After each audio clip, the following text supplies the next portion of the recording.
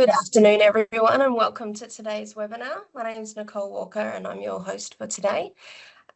Before we begin, I'd like to acknowledge the traditional custodians of the land on which we gather today and pay my respects to elders past and present, and extend that respect to all Aboriginal and Torres Strait Islander people.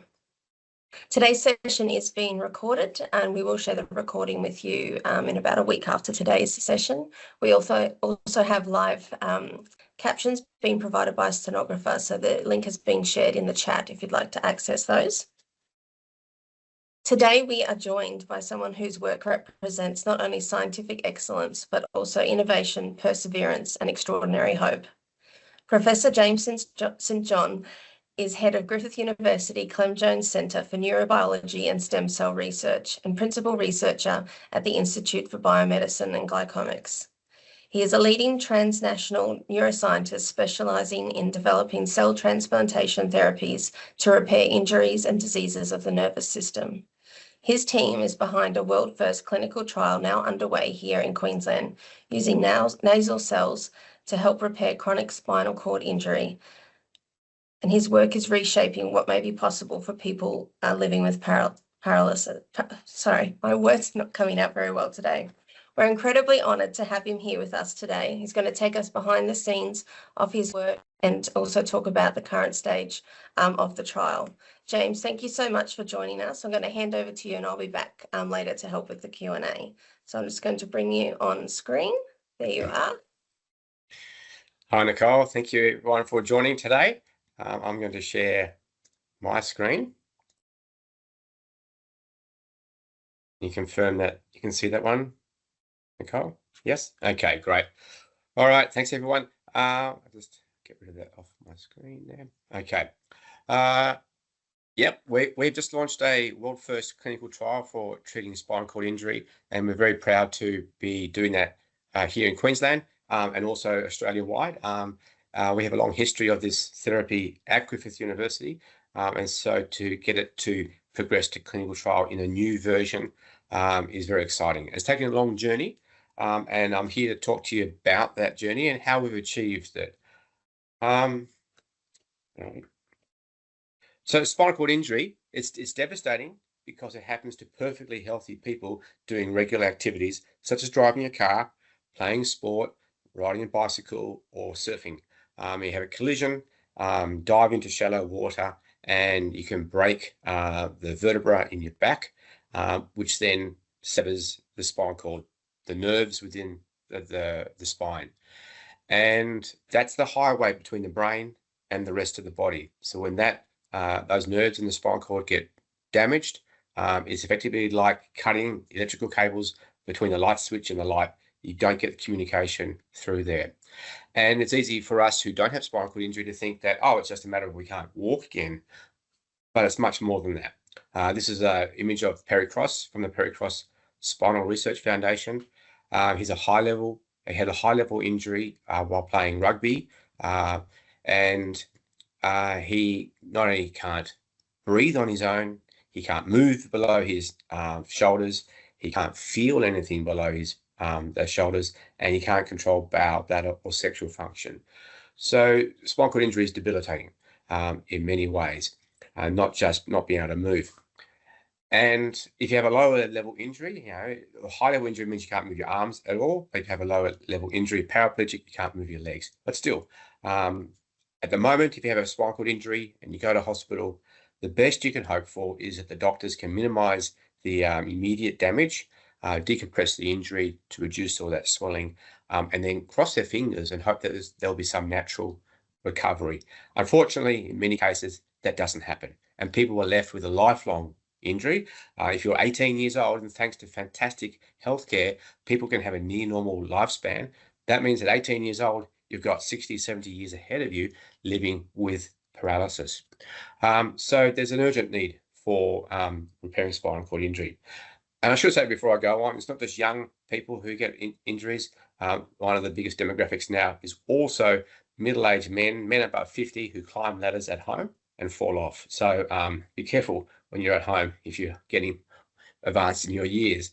And another thing to think about too is that with spinal cord injury, 80% of the people with spinal cord injury are male, because males drive faster, they hit harder, they fall heavier, but still the impact on females is significant, and we need to create a therapy that also applies to women and men. I'll touch more on that later on. So Clem Jones Centre, we were established in 2016 thanks to funding from the Clem Jones Foundation. And at the time we had a vision with Perry that we could create a therapy to treat spinal cord injury, a cell transplantation therapy to treat spinal cord injury. And the Clem Jones Foundation joined us with that vision and said, well, we'll put some funding in. You need to now go and raise the money, and create the team to translate this therapy into the clinic. And here we are 9 years later, having achieved that. In addition to spinal cord injury, we also work on some spin-off projects on peripheral nerve repair and also Alzheimer's disease neurodegeneration. But today I'm just talking about spinal cord injury. This is our team. We have around 40 people and we come with diverse interests and diverse skills. Diversity is our key to success. So when we first started in 2016, there was me and a couple of PhD students. Now we have a very big team. And what I want from our team is for them to be creative, to be relaxed. And what a great place Queensland is, and Griffith University, where you can be relaxed and do great work, because people who are relaxed are much more imaginative, and that's when we get those key research ideas coming through. One part of our diversity is where we come from. We come from 19 different countries, and we're about to appoint someone who has a family background in Egypt, so they'll make 20 countries. It's not just having a country count that's important, but education, experiences from those different places gives us that sort of edge. We want to be different in our approaches, and the more ideas we have, the better. So we certainly embrace diversity in many different ways. As I said before, spinal cord injury is devastating to the individual, but it also has a high impact upon our community. There's 21,000 Australians living with spinal cord injury, and about 300 more each year. That's about one per day. Worldwide, about 900,000 people have spinal cord injury a year, and there's about 15 million people living with chronic spinal cord injury. Despite the relatively small numbers compared to, say, heart disease or cancer in Australia, the impact is high because, as I said before, young people will have a long life ahead of them, and the cost is high because of the need for personal care, loss of job opportunities, loss of education. So it costs our economy about $3.7 billion a year. And so there's a good societal need in addition to the personal need. This is a therapy that we've come up with, and we just launched it in August this year. It's a phase 1 trial, so it's testing safety and feasibility with indications of efficacy. But because spinal cord injury is so diverse, we need to have a larger trial than maybe other phase 1 trials would have. So we're going to have two groups, the treatment group that has cell transplantation, and then a control group.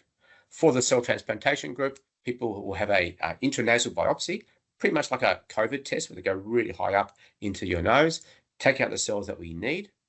We then purify them, make them into a nerve bridge, which I'll talk about in a moment, which is then transplanted back into the patient. So they're the patient's own cells. And then once those cells start making those connections, we then need to have rehab before and after rehab to get the body fit and healthy for surgery, plus also maybe have some improvements and get used to the rehab program. And then afterwards, the rehab is designed to stimulate those nerve cells to find the right connections, to get the threshold, and then to relearn. We need long-term rehab. We need to be thinking in the terms of, say, like a baby learning to walk and talk. It takes years for the brain and body to make sense of it. The same happens in the adult nervous system. We need to retrain it. So it's going to take a long time. And then because we don't have routine long-term intensive rehab in Australia, we have to have a control group that does the same sort of rehab program. It's a long journey, but that's what we think is important. And we've co-designed it with the community, so we think it's going to be appropriate, or it should be appropriate. The cells that we use are very specialized. They're called olfactory ensheathing cells. Olfactory means a sense of smell, And sheathing means they wrap up and protect the nerve cells. So we're going to be transplanting the supporting cells of the nervous system. And the reason we use them from the nose, or from the sense of smell, is that when you breathe in, you're breathing in air plus the odors that we smell. But in addition, we're breathing in viruses and bacteria and toxic chemicals. And the nerve cells that detect the odors are directly exposed to those pathogens, microorganisms, and toxic chemicals. Every day, 1 to 3% of those nerve cells that detect odors die, but they're replaced by stem cells that give rise to new nerve cells that grow up into the brain and make new connections. Every day this happens. It's part of its normal function, and it's the only part of the nervous system that does this every day as part of its normal turnover. Other parts of the nervous system can regenerate, but only when they're injured. So we don't often have injuries, very rarely have injuries elsewhere. But the olfactory nerve, the sense of smell nerve, does it every day. And so scientists thought, well, what makes it special? And can we learn from that and use those cells to repair other parts of the nervous system? And we can think about nerves as being like a bunch of wires, electrical wires that you have in your house. The signal goes along the electrical wires, but around that you need insulation to separate out the wires, to protect them, and to guide them to the right places. That's what the olfactory and sheathing cells do. They support the communication system in the nervous system. They have many roles, and one of their roles is to remove dead cells, because, as I said before, in the sense of smell, it's turned over every single day, so those dead cells have to be removed to make it clean, and so that the new nerve cells can grow through. Here's an example of an olfactory sheathing cell grown in a dish. It's the red cell, it's moving around, and the green is dead bacteria, but the same would apply if we had, say, dead cells. And the red cell is moving around and is detecting those dead bacteria. It's then internalizing it and then taking that into the middle of the cell, where it then degrades it and removes it. So these are like micro vacuum cleaners that go around and clean up the injury site. And you need to have that happening before we can start regeneration. They have many other jobs too. They help to guide the nerve cells to the targets, and we'll touch on that a bit later. These cells have a long history. Way before my time, they were first reported in the scientific literature, and then teams around the world, first in Spain, showed that transplanting olfactory and sheathing cells into the injured spinal cord of rats was successful. And Alumni here at Griffith University led the world's first blinded study transplanting these cells into humans. His work showed it was safe, and he was awarded the 2017 Australian of the Year prize for that work. Because of his work, other teams have continued to work on this therapy in various forms. A team in University College London showed it can work in a dog, and then a Polish team showed it can work in human. So we came in 2016 with the start of the Clem Jones Centre and looked at the previous history, and now we've progressed through targeted translational research to improve the therapy, so that we're now back at a clinical trial. This is Alan, who was awarded the 2017 Australian of the Year award, and because back in 2002, transplanting cells into the nervous system hadn't been done before, so he was really brave to do it, but also felt he had a responsibility. He knew he was an expert in the olfactory system, so he knew the potential of these cells and felt a responsibility of testing this with the hope of getting the therapy underway. This is the results from the Polish study that was also through University College London, and we've got a photo there of Professor Jeffrey Reisman, who, like Alan, is one of the godfathers of this therapy. The guy here riding the bike had been stabbed in the back with a knife that had completely severed his spinal cord, apart from a small lateral connection. He had complete loss of function below his injury site, so he couldn't feel or move or control his bowel bladder function. 4 years after injury, he had these olfactory and sheathing cells implanted into his spinal cord, and then with intensive rehab, was able to regain feeling and movement. And you can see here, he can now move his legs. although with some assistance, and he certainly can't walk on his own unaided. But this was the first time that someone with a complete spinal cord injury had regained function. So it showed proof of principle that implanting olfactory and sheathing cells can work. Other people in the same trial didn't get the same outcomes, so we need to make the therapy better. So around this time, I went to a talk by Australia's chief scientist at the time, Professor Alan Finkel, who said that innovation was not creating an idea, but innovation was delivering it to the market, delivering it into the clinic, and then working back from there. So you had to identify any barriers and have a clear path to market. And if you don't have a clear path to market, you need to change what you do or create a path to get to market. That changed the way we did our research. So rather than looking at the discovery biology aspects of it, we really focused, our team really focused on translational research with the aim of getting to clinical trial. And that was, for us, transformational. It was exciting to change the type of research we did and to drive it to clinical trial.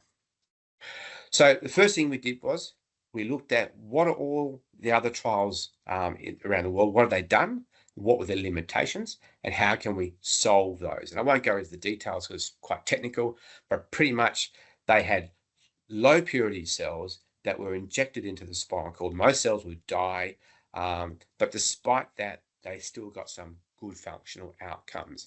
So we thought that logically, if we can have high purity cells that are implanted in a way that most of them survive, and with minimally invasive surgery, we should get better outcomes.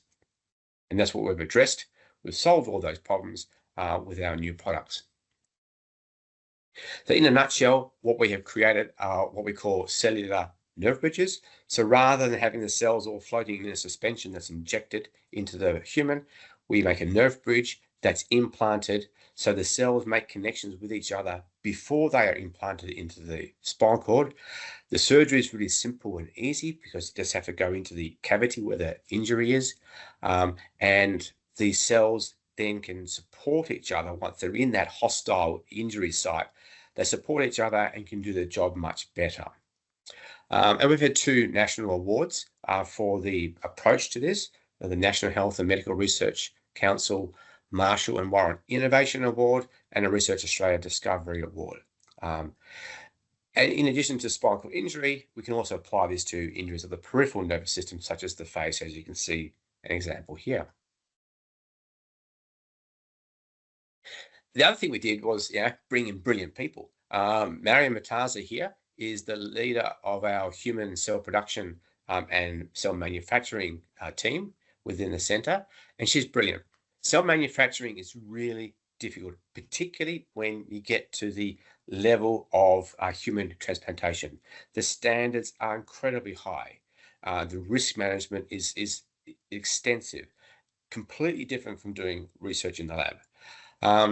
But what she has done is use her brilliant expertise in understanding the biology of cells to create a much better way of growing cells.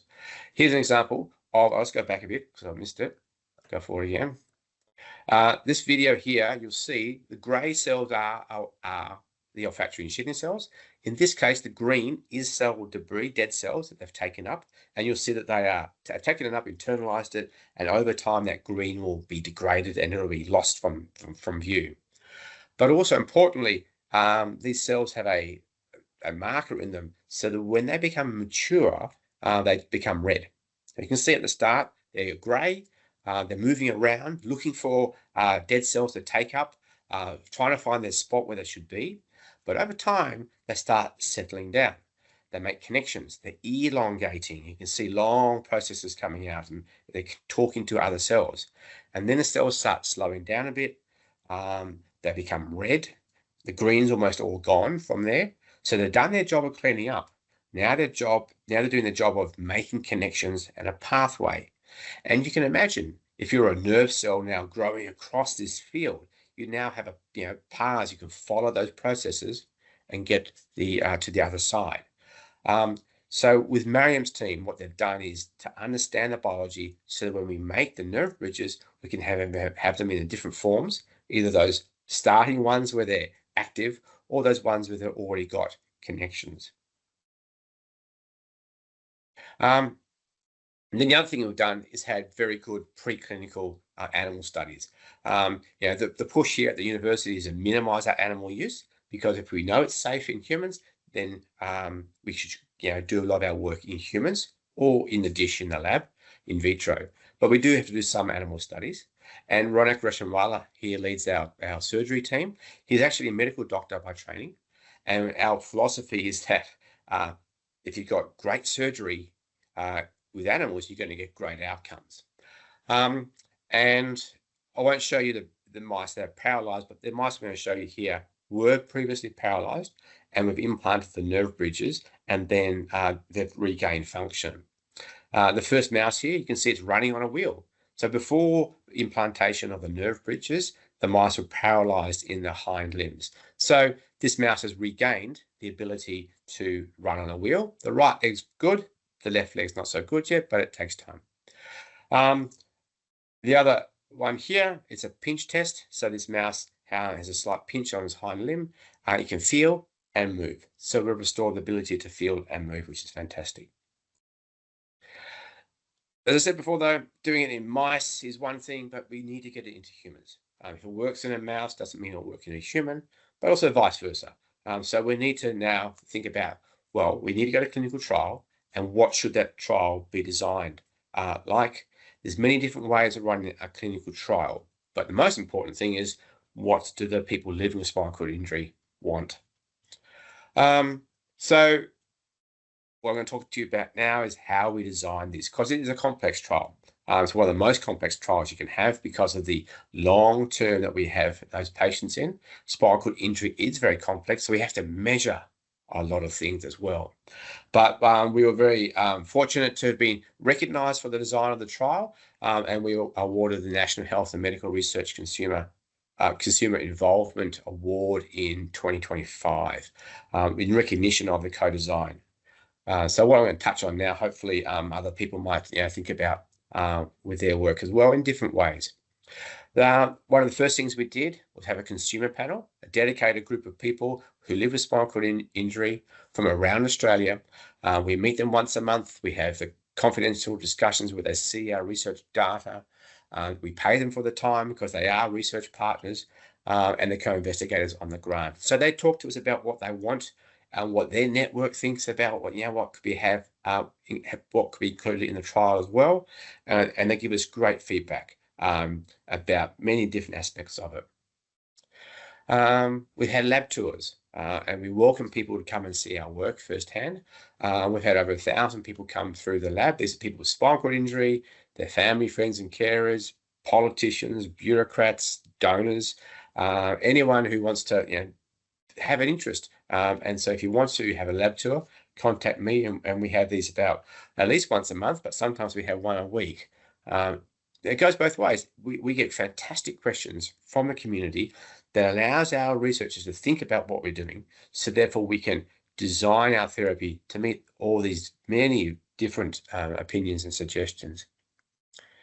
We've got politicians from all levels of government, local, state and federal, and bureaucrats from Motor Accident Insurance Commission, National Injury Insurance Scheme of Queensland as well. The other thing we do is online surveys. So we ask the broader community what they think. And of course, these are people who maybe engaged with this already. So we have to always think about that sort of bias in these outcomes. But when we ask people about, what are their opinions about cell transplantation therapy, the majority of respondents were quite positive, really thought that cell transplantation would be good. But when we asked about, well, would you like to have your own cells, autologous cells, versus donor cells from another person, which is allogeneic, we saw differences between males and females. Males were more likely to say yes, they're happy to have donor cells, whereas females were less likely, significantly less. Still, the majority said yes, but still they were less likely to want to have donor cells. So that makes us think about, different options for the cells. The cell therapy we have at the moment is autologous, is the patient's own cells. But going into the future, there might be advantages to having donor banks ready to go. So therefore, we have to think, well, how would that be received by females with spinal cord injury? Another aspect we looked at was what type of surgery. At the moment, we're using big, open, invasive surgery, which the spinal cord is exposed, and that allows the surgeons to put the nerve bridges into place. But then perhaps we can have keyhole surgery or minimally invasive surgery. And when we asked the participants in the survey what they thought, again, we saw a difference between males and females. Males were, more receptive to the idea of having open surgeries, where females were less likely. And that, I'm not a sociologist, so I won't make an interpretation, but we can imagine perhaps, males might be more risk takers. And so therefore, that's why they're more likely to say, yes, I'll have donor cells, or yes, I'll have open surgery. But that's very important that we understand those differences. So therefore, we can design our therapies, because we don't want a therapy that suits only men. We've got to make sure it's also suitable to females, and that they like the design of the therapy. Another interesting aspect was how soon they would like to see outcomes. Although there's quite a bit of variation and it wasn't significantly different, when we do a stats test, women wanted to have their outcomes within 6 months, whereas men said, oh, I'll take as long as it takes.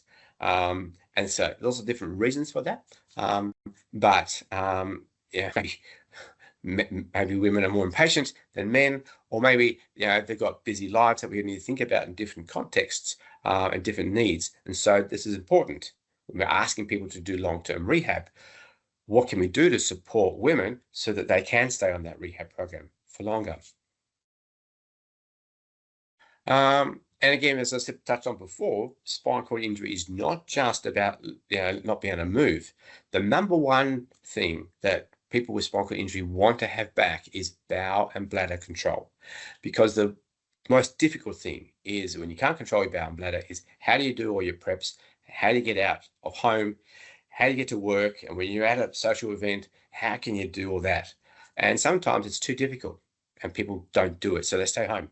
So if we can improve bowel and bladder function, we really are improving quality of life. But beyond that, you can see all these different aspects that they would like to have. So we need to be thinking about, when we're measuring outcomes, that we're addressing these different things. And the other aspect is to the rehab program. We want people to do long-term rehab from a neuroscience point of view. The nervous system is always growing. It's always communicating. So we need to be having it as active as possible. We want people to be moving all the time, but that's not practical when it comes to doing rehab. So we settled on 3 hours a day, 5 days a week for that year. We have allowed people to drop off at times and have holidays, of course, but that's the full-time sort of program. And so the question is, well, is that suitable? Can people actually do that? And so we did 2 rehab trials. One looking at the longer-term program, which had some at-home and also on-site rehab at a specialist provider, and then a second program that's more designed for like the prehab program. Before we started on this, I'm not a rehab expert, but all I knew was, just like the translational point of view, we need to have a path to market. We need to be thinking about what we need to do. So we embarked upon doing rehab. And I consulted with the experts, and some said, it's too dangerous. People with spinal cord injury, they've got so many complications. If you do too much rehab, then they're going to get adverse outcomes. It's too expensive. Who's going to be paying for this? The participants would drop off because, like many other people, they start enthusiastically, but then after a month or 2, they don't want to go. And why don't we just use historical data? But when we talked to our consumer panel, they said, hey, look, we trust the rehab staff. We've never had adverse events, really, when we do go to rehab. So I think, it's not so dangerous. They want more rehab because they're stuck at home anyway. So let's just get it done. And we know it can help in different ways, maybe not functionally, but certainly, if we're moving our bodies, we're much healthier overall, and psychosocially it might help us. And we need real data for a clinical trial. And that was really important. People in a control group, they may want to have the cells, but if they're assigned to the control group, they don't get them. But they understood clinical trials need to have controls. And so our community says, yes, we're happy to have a control group. We understand the importance of it. And altruistically, this is for the greater good. So that was really important. On that basis, we then did these 2 trials. It cost us $900,000. And looking at the feasibility and acceptability of the program, and of course the safety. The outcomes were fantastic. We did it with on-site rehab at Making Strides here on the Gold Coast.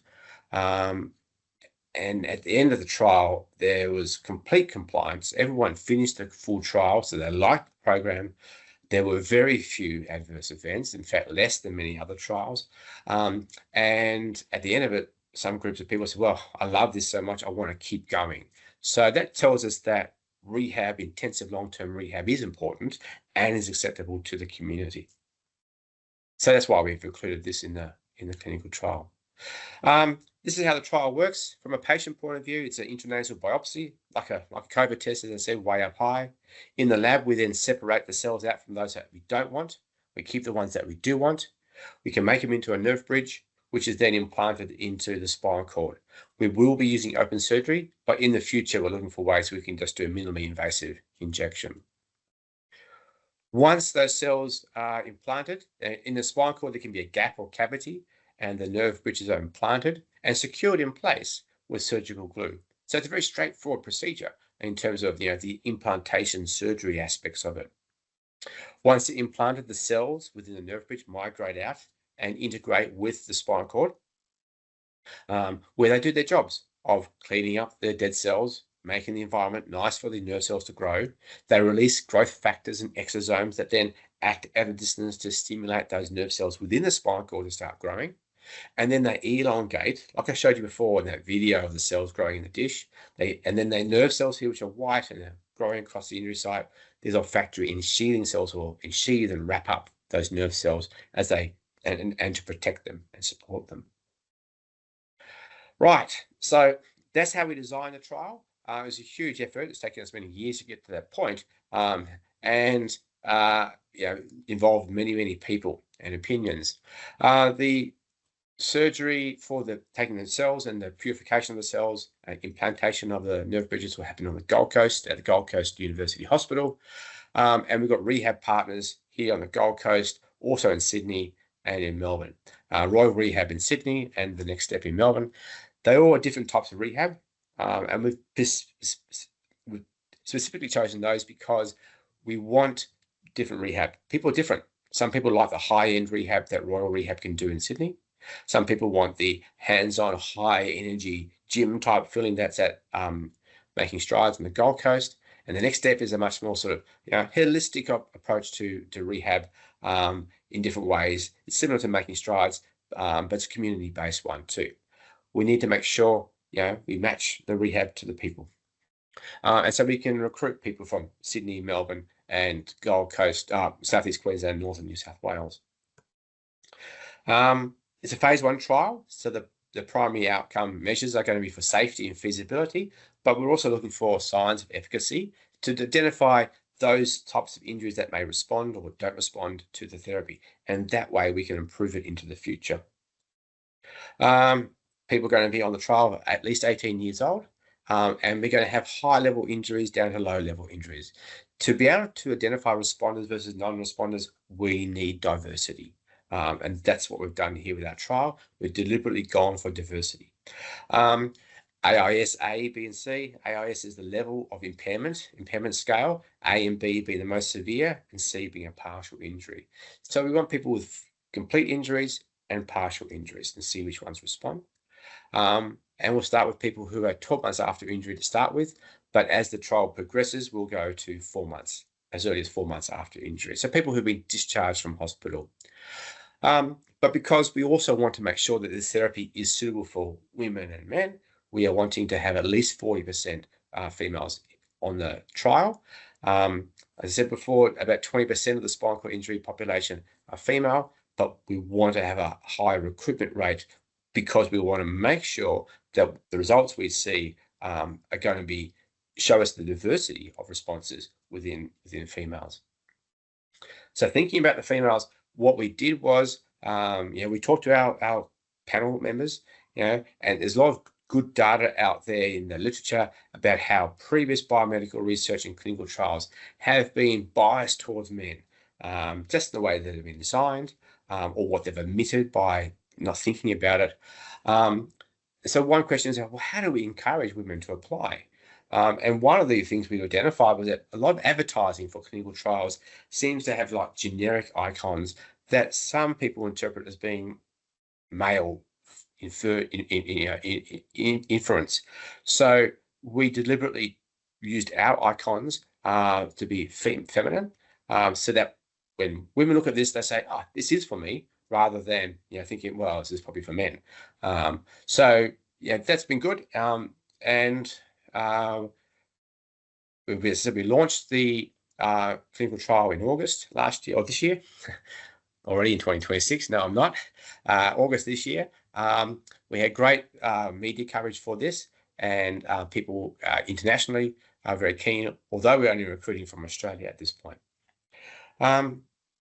We had over 500 people apply, and within our catchment area of the eastern seaboard of Australia, that's about 5% of people living with spinal cord injury. So that's a pretty high response rate. And we're very pleased that the community who helped co-design this therapy have put their hands up for the trial, because we also know that some people are less hesitant or are hesitant about being in the first trial.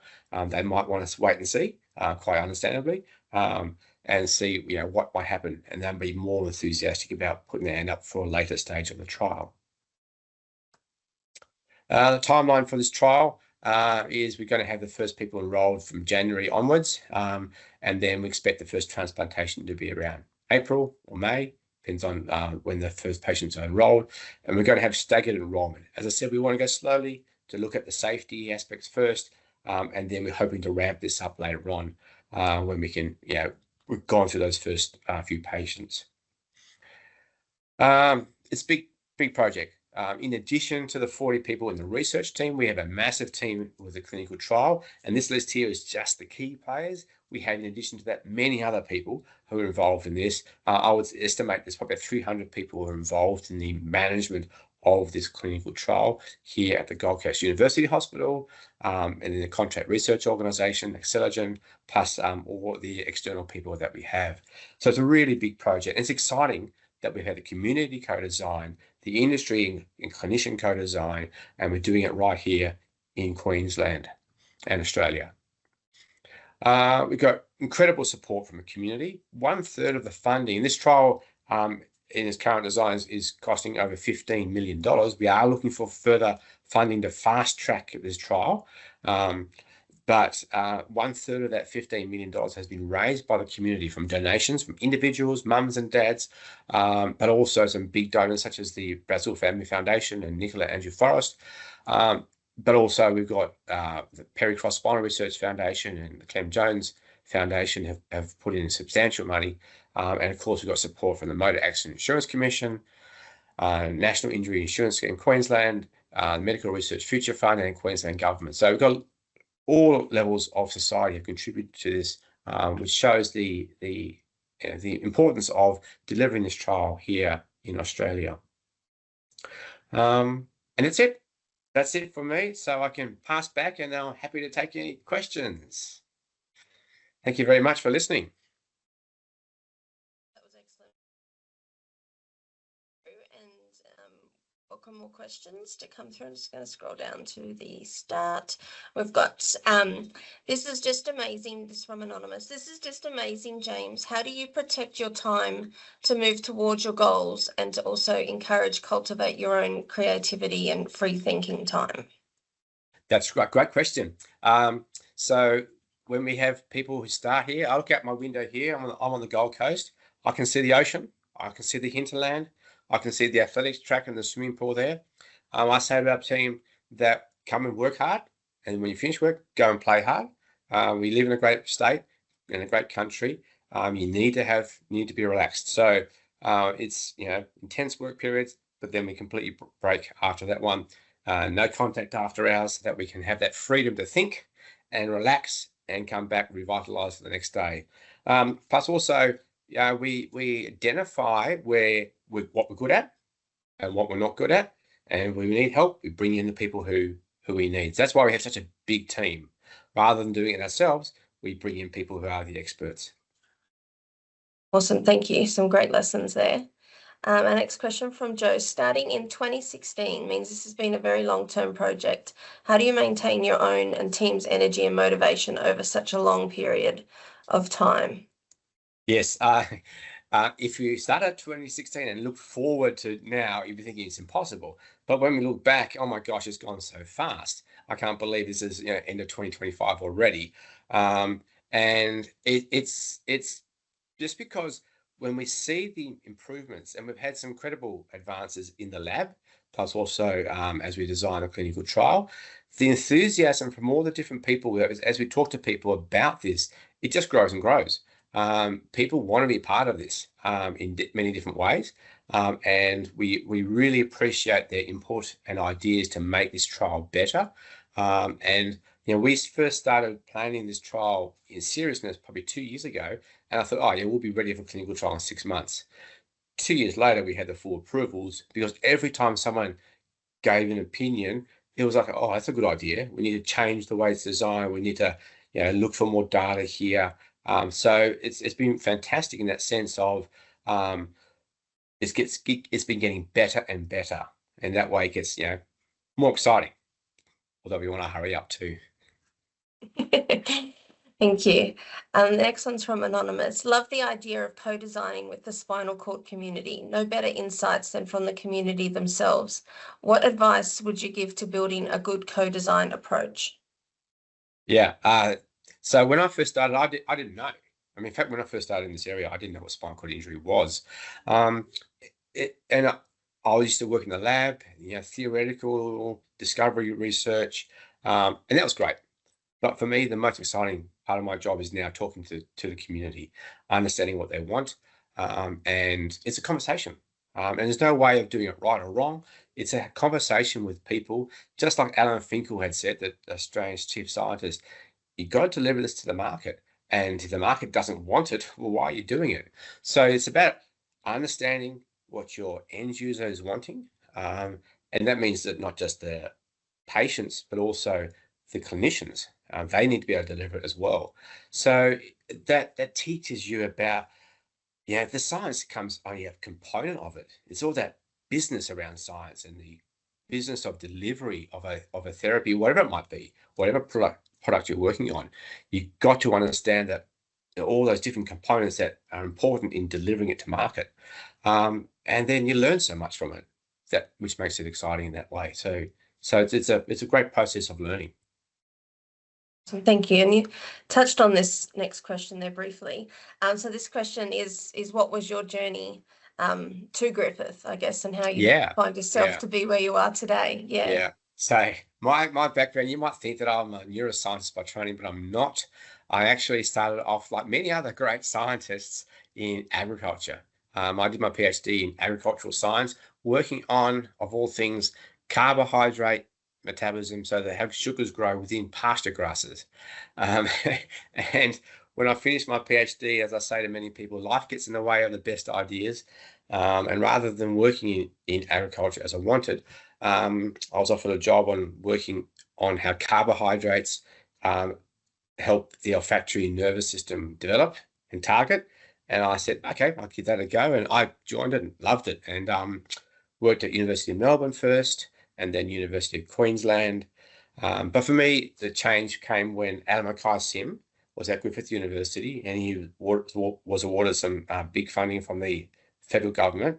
And I said to him, hey, I want to work with you. I know what you've done with the clinical trial before. I want to come and work with you to help create this. Took a while for me to get going once I was at Griffith for lots of different reasons. but it was, certainly 2016 when things took off. So that's the sort of background. And that's why when we recruit people to our team, we don't want someone with the same. We want people who've got different skills, because in my experience, jumping ship and applying, project management and independent research thinking, you can apply that to many other areas. So diversity, I think, is a great thing to be focusing on. Awesome, thank you. I'm very glad that you are here. Next question is from Kimberly, and it's 2 parts. When consumers were asked about what they want, was pain relief or management asked about? And do any of the outcome measures involve pain relief? Yes. Yeah, absolutely. Pain's a critical thing. One, there's always a possibility, and with any sort of intervention, like a cell therapy or drug treatment, that you could make someone's symptoms worse. And unresolved pain or uncontrolled pain with people with spinal cord injury is a problem that's exists with people living with spinal cord injury. So we certainly don't want to make it worse. The good thing is that in our preclinical data, we have indications that the markers for pain, such as pathways, genetic pathways regulations, they are down-regulated. So we're hopeful that in humans that might be the same, but we are looking at measures of pain as well. So it's self-reporting pain, plus we're looking at electrophysiology aspects of it as well, and medical imaging, many different ways of looking at the outcomes. But yeah, pain is absolutely a critical component of that we will be monitoring. And the next question is, who decided who gets to be in the trial? Yeah, under the clinical trial, that's a great question. It's all done independently. So we have an independent physiotherapist who goes through all the expressions of interest that have been submitted, and we have inclusion and exclusion criteria, and then within those people who fit those, which the vast majority do, where they, we look at where they're living, so they're close to the rehab centres, close enough, and then it's what support do they have, so they get asked all these other questions as well. I would love to know who's on the trial, because yes, it's I've been working on this therapy, but under the rules and guidelines of clinical trial management, I'm not allowed to know, because I'm on the team that analyzes the data. And so if I know who's on it, I could be biased in my interpretation. So I'm not allowed to know.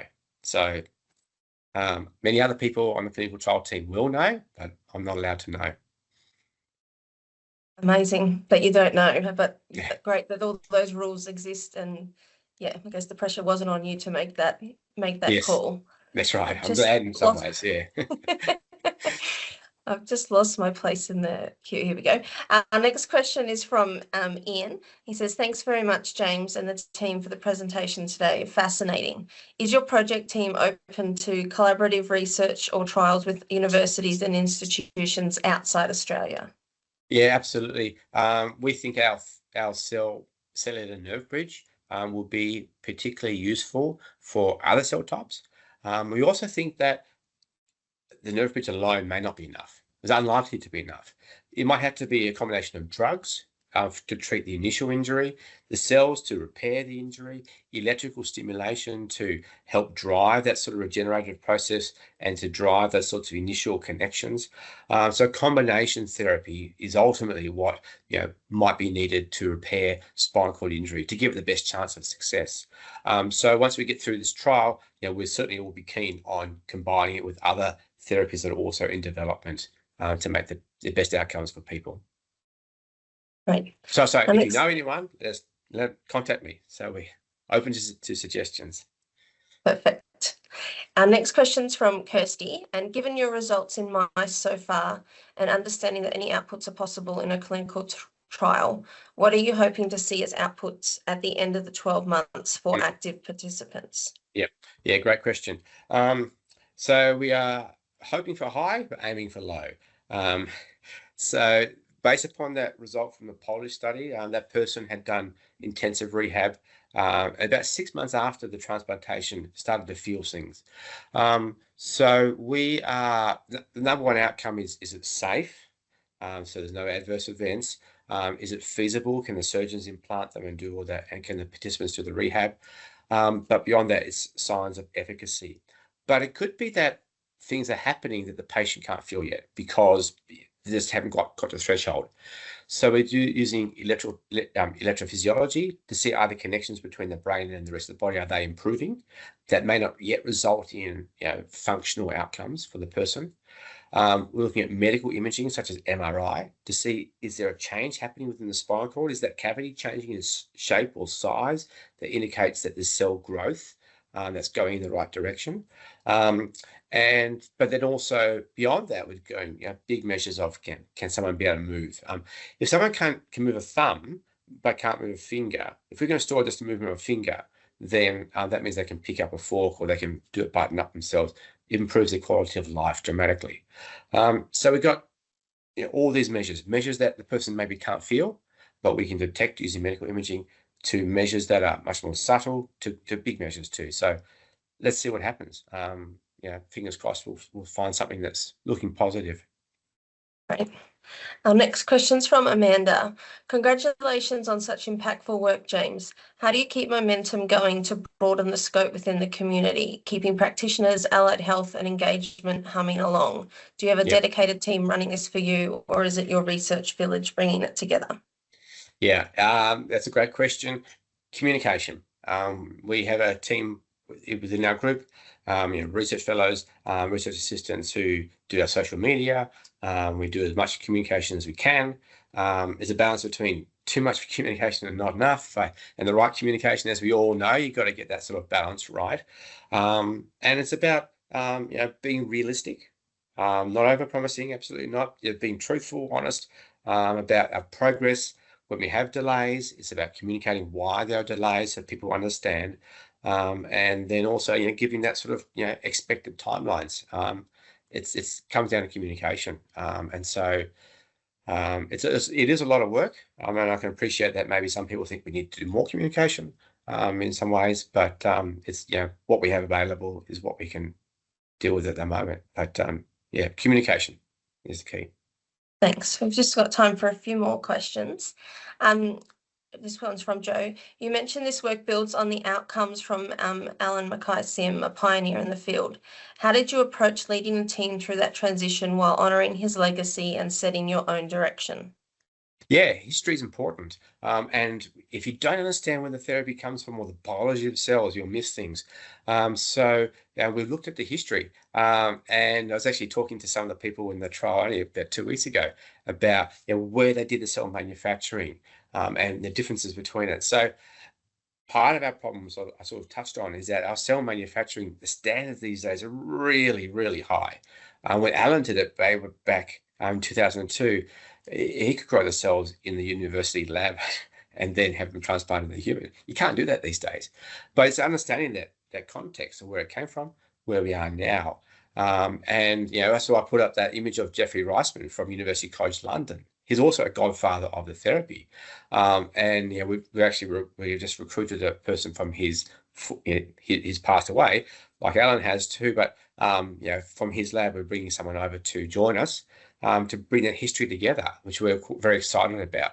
And so it is recognizing, that long journey from discovery biology all the way to where we are and celebrating that.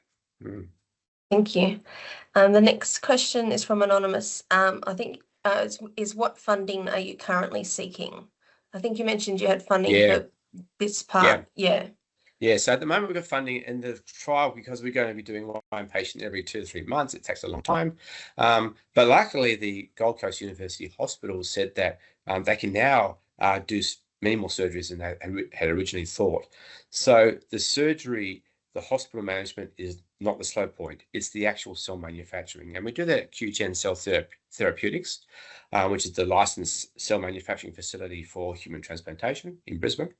But we can only afford one room at a time because we need a room. And every time we have production in there, we need 3 staff members, just the way it is, which is expensive.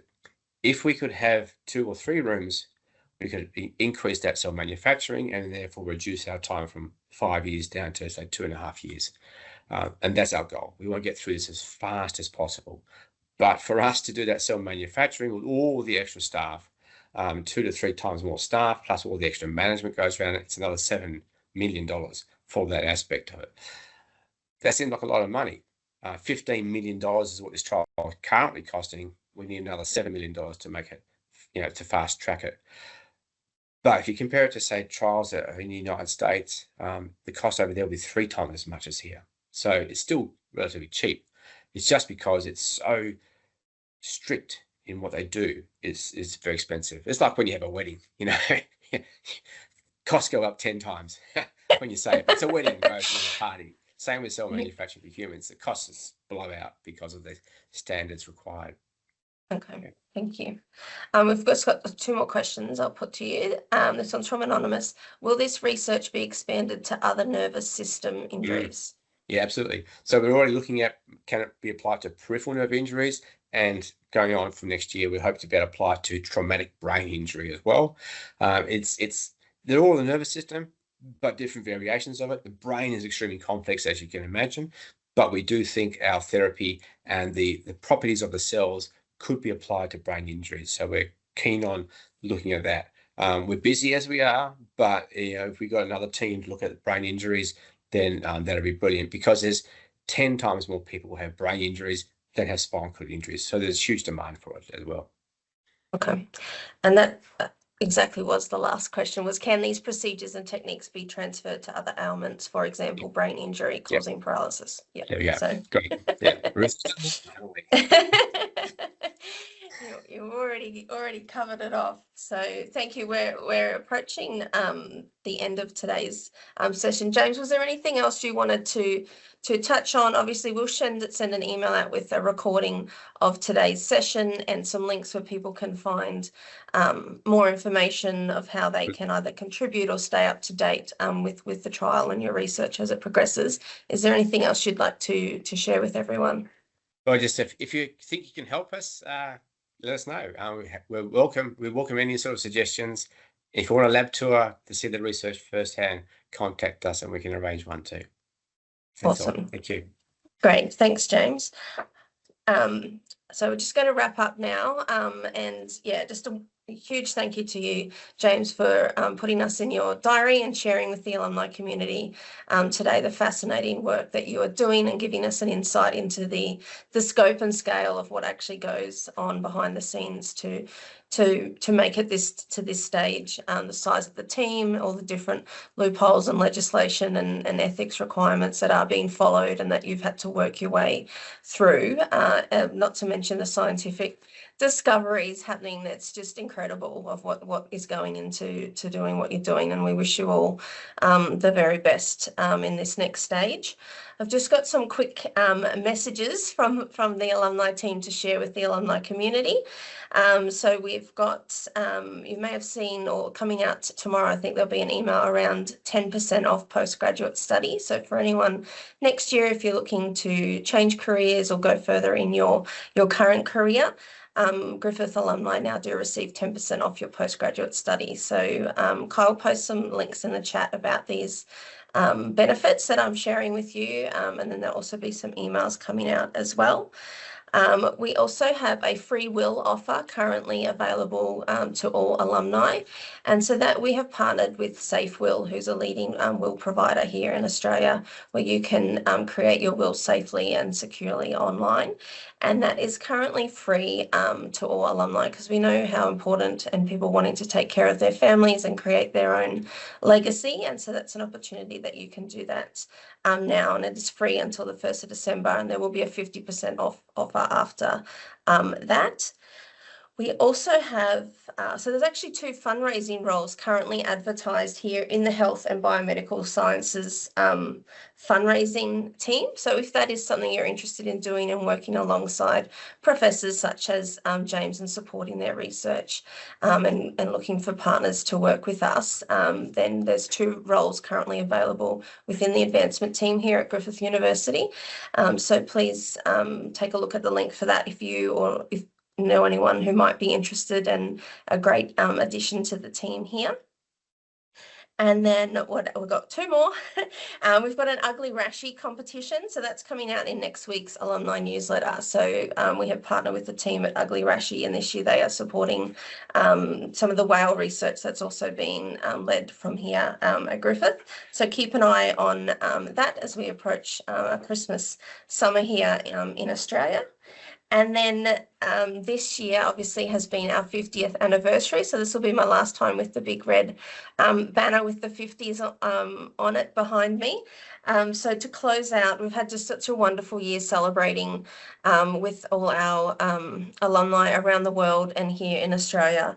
And really thank you for engaging with that and sharing your memories with us. We'll be sharing a few more memories out on social media over the holidays that alumni have shared with us during the year. Just to wrap up today's event, we just want to leave you with a short video that's celebrating Griffith's 50 years of impact, community, and possibility. So thank you all very much for joining with us today.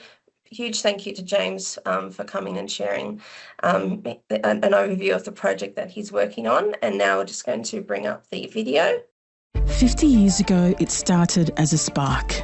A bold vision to be a different kind of university, one that challenges tradition, creates new solutions, and confronts the social and environmental issues of its time. Since then, we've been building a legacy of innovation and impact, consistently turning ambitious ideas into lasting change, with every milestone reflecting the power of a university that dares to think differently.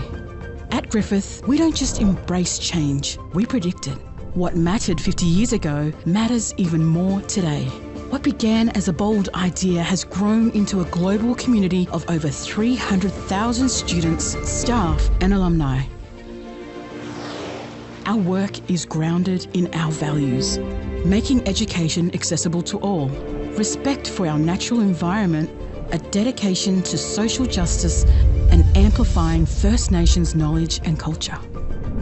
These principles define how we educate, lead, and connect with the world around us, reimagining what's possible in teaching, research, and engagement. Together, we'll continue to create a brighter future, one that benefits as many people as possible.